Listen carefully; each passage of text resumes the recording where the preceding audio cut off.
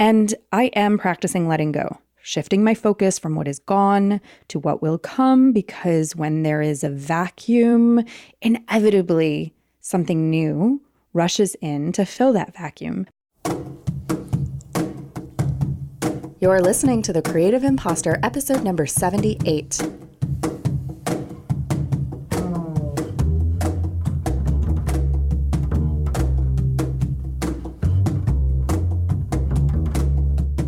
I am a self-care imposter. I have some confessions for you, but before I get to those, I want to encourage you to listen all the way to the end of this episode, or cheat and just scrub forward a bit, because I have some awesome community building opportunities for you, and I don't want you to miss out. Okay, confession time. Before I was a podcaster, I was a yoga teacher, and then a Thai Bodywork practitioner, and then a meditation teacher. I owned a yoga studio for 5 years. I led a yoga teacher training. I currently lead musical mantra sessions and kirtans. I blend essential oils. I practice tarot. In fact, many episodes of The Creative Impostor are about self-care, whether it's me spouting off ideas and droplets of wisdom and practices, or my guests sharing insights into different ways they take care of their creative selves and or their clients. And now I feel like I was wrong about self-care.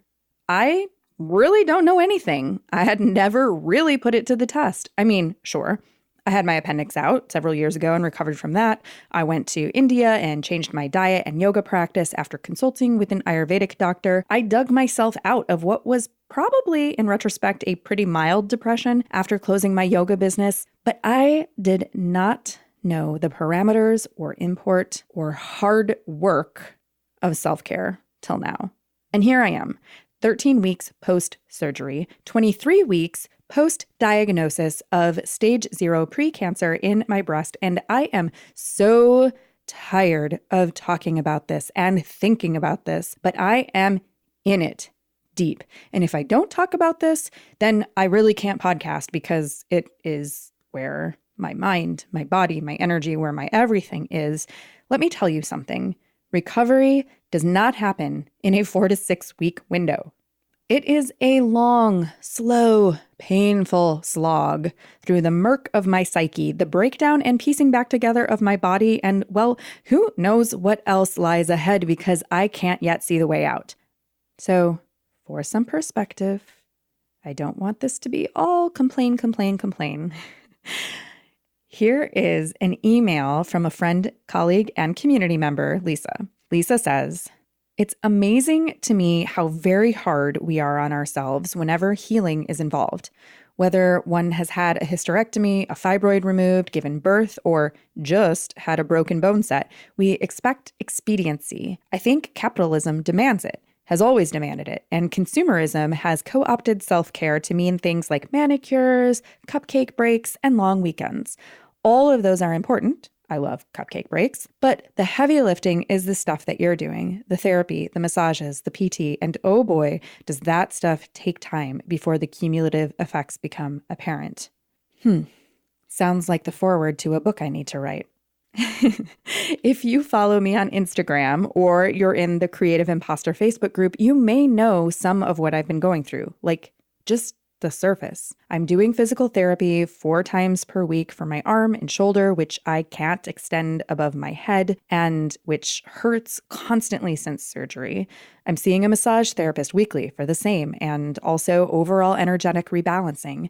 I've received Reiki from friends. I've just started working with a psychotherapist using this cool technique I stumbled upon called brain spotting, and it's all good and helpful, but this self-care thing is becoming a full-time job, and I don't always have the faith that I will ultimately be as good as I was before, let alone better. I find myself thinking of what has been lost, what has been taken away. Like, sure, okay, this might be a little graphic, but I have the new boob made out of my belly fat. And in everyday settings, well, I am clothed, which is probably how you would likely see me. You wouldn't even notice anything different through my clothes, but it feels different. In fact, I can't really feel it at all. So it's just like this thing stuck on my body that sometimes actually feels like it doesn't belong and I just want to peel it off. Really bizarre side note, go listen to an episode of one of my favorite podcasts called Flash Forward with Rose Eveleth. The episode is Bodies Switcheroo. And I will link to it for your ease of listening in the show notes for this episode and at thecreativeimpostor.com/078. This episode is about a potential future in which we have the ability to swap bodies with someone else. I know, intense. And one of the things they touch on is how recipients of organ transplants often have a bizarre relationship to the newly transplanted organ. Anyway, it made me think of how I feel about the new breast. Even though it came from my own body, it's like my brain knows that it's not a breast, and so it shouldn't be there. Also, I find myself wanting to sleep all the time. And then not even feeling well rested when I do, but definitely falling behind in my work because of it. Clients, close your ears. This leads me to pushing myself to stay up until 2 a.m. or 3 a.m. to meet deadlines because I was too foggy-headed during the day or because I was in 3 back-to-back therapy appointments and then needed to take a nap afterward. And I know, believe me, I know that consistent sleep is like the number one most important thing I should be prioritizing. But like, I also have to work, don't I? And then back to this thing I began exploring in therapy of feeling like things are being taken away. I also just had a major double whammy disappointment professionally. This year, I applied to a program being offered by Google Podcasts and PRX Public Radio Exchange. It was our second time applying for funding and mentorship, along with students from my high school mentoring program and podcast called Power Your Story. We have a big vision for where we'd like to take that show as a resource for young people in the disability community, and we can't really do what we want to do within our current budget and format constraints. Incredibly, we made it to the finals. From over 2,000 applications, they selected 24 teams to interview, including us, and then they selected 6 teams to be part of the program. Believe me when I tell you that this is the only thing I have cared about in my career since the surgery. Current clients, close your ears again. And we just found out we didn't get it. And then, to compound that, a week later, the whole Power Your Story program, which was supposed to pick up again in July, just got the plug pulled completely. And I don't know whether we'll be back in the fall or whether the program is just really done. I felt the wind had been knocked out of me, and then I was kicked when I was down. I know some will say, and have said, that this is a blessing in disguise because I can take the summer to have the time and space to heal, to take care of me. And I am practicing letting go, shifting my focus from what is gone to what will come, because when there is a vacuum, inevitably something new rushes in to fill that vacuum. But alas, I feel frustrated by my body's apparent resistance to resetting itself and moving on. I want to trust my intuition more, to take care of my body better, to listen to the messages I'm getting, but they're so fuzzy. I want to be patient. Do I? Is that a true statement? But I also just want my life back. And I certainly don't want my creative work, my career, my business that I've been building the last couple of years to fall apart in the meantime. Not long ago, I received this awesome voice message from another friend, colleague, and community member, Jenny. Hi, Andrea. I am so sorry to hear of your diagnosis, and I wish you all the best in recovery. I know that's not easy for you. I just finished listening to the I and Nicole podcast, and whoo boy, it was so relevant to me. The funny thing is that often when I'm listening to your podcasts, I always think that you're right there, and I end up like talking to you or responding to you. So as you were talking and you were saying like, how, what did I do wrong? How could I have prevented this? And I was like, Andrea, girl, you can't blame yourself. Like, this just happens. Bodies just do these things. You can't blame yourself. And I was like, oh, Oh, I blame myself often for my fibromyalgia, for my hypothyroidism, for my major depressive order. I blame myself all the time. And I think it's my fault. And I should have done something differently. And you know what? Bodies just do their own thing. Bodies are so complicated. And I can't blame myself for that. So thank you for that realization. One of the things I've really learned is that I have to slow down. I know that you like to push, push, push. And I also would love to push, push, push. And now I have realized that I haven't changed my goals. It just may take longer to get there. You know, sometimes I may have to reevaluate my goals, but as long as I don't give up, I'm still going to finish. And I'm going to reach those goals no matter what my body says. So if I have to take 2 weeks off because I'm in bed with pain, fine. When I'm better, I just keep going at it. So yeah, thank you so much for this episode. I wish you all the best. I would love to give you a hug sometime. I'm following Nicole in the Haji Salon on Instagram now. So yeah, all right, girl. Love you. Thanks. I'm sharing Jenny's voicemail and Lisa's email with you because, 1, whether you realize it or not, you are part of such an awesome community in the Creative Impostor with really smart, creative, giving people. 2, I need to hear these things over and over and over, that I'm not alone in this, that other people get it, and that there's a way through. And 3, because feedback on the work I'm doing on the show, on our guests, is so important. Sometimes when I get busy with client work, I let my own shows and content slide to the back burner, and it's easy to feel like it really doesn't matter whether I pick them back up again. Or even when I am creating, I'm not totally sure where this is landing for you. But messages like Jenny's help me to know that I am on the right track and inspire me to keep going. So this episode isn't all frustration and gloom. There is a silver lining.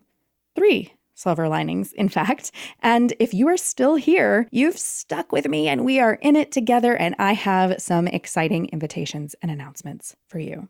The first 2 are for if you are a podcaster or thinking about podcasting. The third one is for all. So don't tune out through these first 2 if you are not a podcaster. Number 1, podcaster or aspiring podcaster, and especially if you identify as a woman or you just really love hanging out with giant groups of women and soaking in all of our podcasting wit and wisdom, I have been gifted 1 free pass to the first ever She Podcasts Live, October 11 through 13, 2019 in Atlanta. The pass is not for me. I already bought my ticket when they first became available. This pass is for you. The giveaway is in honor of National Best Friends Day, which I never knew existed, but as good as excuse as any to give away a free pass. And this is only valid now through June 15th, so you need to act fast. She Podcasts Live is being put on by my mentor, Elsie Escobar, and She Podcasts co-facilitator, genius mastermind Jessica Kupferman. It is the only podcast conference specifically created for women and by women in podcasting. It's going to be 3 days of speakers, swag, introvert parties, extrovert parties. The hotel looks amazing. And the best thing of all is they have promised not to schedule anything before 10 a.m. so we get to sleep. So how do you claim your pass to this amazing event? $249 value, by the way. Number 1, check your calendar and make sure that you can get to Atlanta from October 11th through 13th. 2, send me a short voice message like Jenny did and share with me how your podcast, my podcast, or someone else's podcast has changed your life, illuminated some realization for you, or helped you in some way. You can record a voice memo on your phone or be fancy and make a podcast quality MP3 and then email that to Andrea@thecreativeimpostor.com. Or you can send me a voice message in Facebook Messenger. Or if you happen to know me personally and have my phone number, you could do it the old-fashioned way and leave a voicemail. Just text me first to let me know that's what you're doing so I don't answer. Send your message in whatever way you choose by noon Central Standard Time on Saturday, June 15th. You can send it before, you can send it now, and I will select a winner that afternoon. seriously, your chances of getting this pass are pretty good because hardly anyone ever leaves me voicemail. Also, I might want to play your message on the show, this one or Podcast Envy. We'll see. It's an experiment. That's the She Podcasts Live giveaway, silver lining number 1. Number 2, also, if you are a podcaster, I am now accepting applications for the very first ever Podcast Envy VIP Circle. Podcast Envy VIP means very important podcaster. And this is a mastermind community that I devised and now have copious amounts of free time to dive into providing quality content for. This is for podcasters who want to make an impact, to improve the world, and to do it by creating a damn good podcast in the process. Podcast Envy is not just about the how-tos of podcasting, but really the culture of podcasting and how that shapes our experience as content creators, listeners, and community members. We'll be exploring topics like voice training, email opt-ins, engagement, creative ways to interact with listeners, storytelling as content strategy, and really whatever else you want to focus on. Right now, through the end of June, I am inviting the first 5 founding members to apply. And if I think it's a good match for the program, you will receive a $29 monthly rate to join the circle. I will never offer this again at $29 or less. That rate is just for the first 5 founding members through the end of June 2019. You can learn more at thecreativeimpostor.com/VIP circle, also linked in the show notes for this episode. And silver lining number 3, last but not least, this is for everyone, whether you are a podcaster, future podcaster, or happy being a listener with no intention whatsoever to make a podcast of your own. I am part of this really awesome, kind of quirky group on Facebook, helmed by Isabel Rizzo, who has been on this show twice, called Chicago and International Urban Mystics. I will, of course, link to the Facebook group in the show notes because you are going to want to join it. It is all about the intersection of art, philosophy, spirituality, and personal growth. All my favorite things. And Isabel has invited me to take over her group the week of July 1st. I'll be sharing some specific insight into my own creative process, and this will be leading up to a live storytelling event in Chicago that I'm part of. That storytelling event will be July 10th.